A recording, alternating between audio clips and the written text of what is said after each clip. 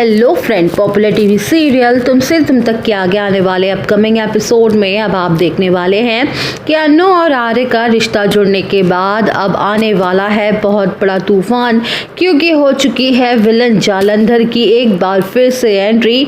तो दोस्तों देखना दिलचस्प होने वाला है। जी हाँ दोस्तों, सीरियल की कहानी में अब आएगा बहुत बड़ा तूफान, क्योंकि आ चुका है जालंधर जो कि अब मिला चुका है रघुपति से भी हाथ। जी हाँ दोस्तों, अपकमिंग ट्रैक में आपको देखने को मिलेगा कि आर्यवर्धन अन्नू और उसके परिवार को चांदनी चौक छोड़ने आता है उनके मोहल्ले में। तो वहीं अब पुष्पा जी कहती हैं कि हम तो बस फल और मिठाई लाए थे, लेकिन गायत्री जी ने इतने सारा सामान दे दिया है, अब हम इसको लेके जाएंगे। तो वहीं आर्यवर्धन कहता है कि ये तो बस माँ का प्यार है।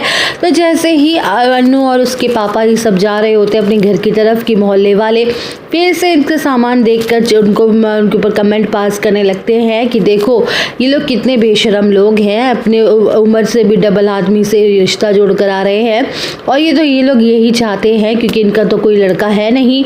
अब लड़की अभी इसलिए इन्होंने एक ऐसा अमीर दामाद हफ्जे में लिया है जिससे अब इनका क्या है बुढ़ापा आराम से कट सकेगा और ये आराम से अपनी ज़िंदगी बिता पाएंगे अपने दामाद की कमाई पर। जिसके बाद गोपाल जी को बुरा तो लगता है, लेकिन वो कोई जवाब नहीं देते और वहाँ से चले जाते हैं अपने घर पे। वहीं दूसरी तरफ गायत्री देवी माता रानी को धन्यवाद कहती हैं, वो बहुत ज़्यादा खुश नज़र आती है कि तभी मीरा की एंट्री हो जाती है। वो मीरा को रसगुल्ले मिठाइयाँ खिला रही होती हैं। तो मीरा कहती है कि मेरे को तो समझ नहीं आ रहा कि आखिर ये मिठाई किस लिए है।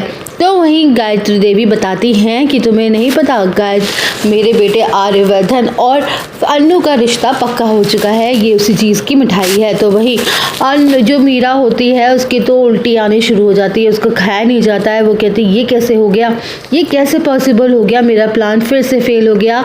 तो वहीं झेंडे कहता है कि मैंने आपसे तो पहले ही कहा था कि अन्नू को हराना बड़ा मुश्किल है, उसने हारी हुई बाजी हर बार जीती है, तो ये बाजी भी उसी की हुई। जहाँ पर मीरा मानसी से मिलती है और कहती है कि आखिर ये कैसे हो गया, हमने तो इतनी प्लानिंग करी थी, हर्षवर्धन आखिर कैसे मान गए। तो वहीं मानसी बताती है सारी बातें उसको कि एक दिन में ये अन्नू ने मेरे हर्ष को बदल दिया है, वो कहाँ हाई क्लास से लोअर क्लास की बातें करने लगा है, सब्जी वब्जी देखने लगा है। मुझे तो समझ ही नहीं आ रहा कि अगर ये लड़की हमारे घर में आ जाएगी तो यहीं पूरा चांदनी चौक ही हमारे घर को ना बना दे। इसके बाद अब जो अन्नू है और उसका परिवार है वो सब लोग खुश हो रहे होते हैं, सारे पड़ोसी सब लोग मिठाई खा रहे होते हैं। वहाँ के जितनी जो अन्नू और आर्य के रिश्ते के लिए मान चुके हैं वो सब उनको कॉन्ग्रेचुलेट करते हैं। इसी दौरान जो है वो गोपाल जी वो अपनी बेटी को वो रिंग देते हैं जो आर्यवर्धन ने उसे जम्मू में पहनाई थी, कश्मीर की वादियों में पहनाई थी, अपने प्यार का इजहार किया था। तो उसकी अन्नू बोलती है कि आप तो मेरे बेस्ट पापा हो, आपने हमेशा मुझे मेरी खुशी को ही आगे रखा है, आप जैसे पापा पाकर तो मैं बहुत खुश हूँ।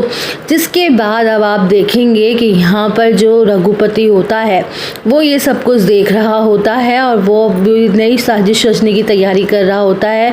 वो एक अनजान आदमी से मिलता है, लेकिन वो अनजान आदमी कोई और नहीं बल्कि जालंधर होता है। वो देख रहा होता है कि अन्नू और आर्य का रिश्ता जुड़ने वाला है, जिसके बाद वो भी एक नई प्लानिंग करते हुए नजर आएगा उनके खिलाफ। उन आर्यवर्धन से बदला लेने के लिए अब वो किसी भी हद तक जाने को तैयार है, क्योंकि उसने हर बार आर्यवर्धन से मुंह की ही खाई है, लेकिन इस बार वो दुगनी पावर से लौटा है और तो वो बदला जरूर लेगा।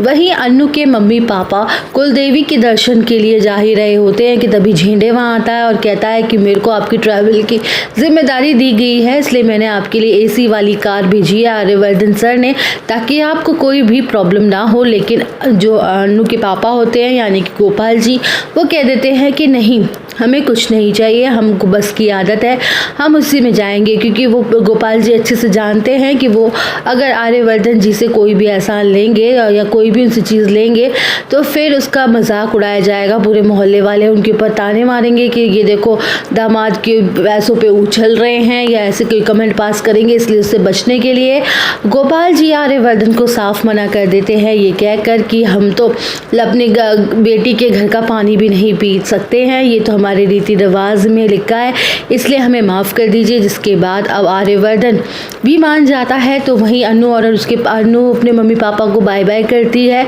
वो अपने वहाँ कुलदेवी जाने के लिए तैयार हो जाते हैं सभी लोग। अभी दोस्तों देखना होगा, वहीं पे खड़ा होता है जालंधर। अब वो देखता है कि अब कौन सी नई साजिश सोचने वाला है अन्नू और आर्यवर्धन के खिलाफ।